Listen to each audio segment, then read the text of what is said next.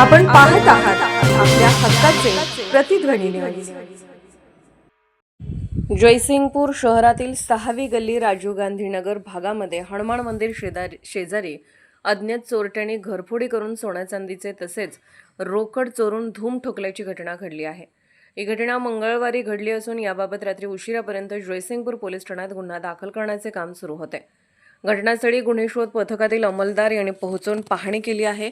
चोरीच्या घटनेमध्ये चोरट्यांनी 2 सोन्याचे घंटन, सोन्याची 2 अंगठ्या, मुलीच्या कानातील सोन्याच्या रिंगा, रोकड 10 ते 12 हजार रुपये, चांदीचे जिन्नस असा मुद्देमाल चोरून नेल्याची प्राथमिक माहिती समोर आली आहे. भरवस्तीत अज्ञात चोरांनी घराच्या दरवाजाचे कुलूप तोडून आत प्रवेश करून तिजोरीचे लॉकर तोडून सर्व साहित्य विस्कटून सोन्या चांदीचे दागिने व रोकड असा मुद्देमाल लंपास केला आहे. ब्युरो रिपोर्ट, प्रतिध्वनी न्यूज, जयसिंगपूर.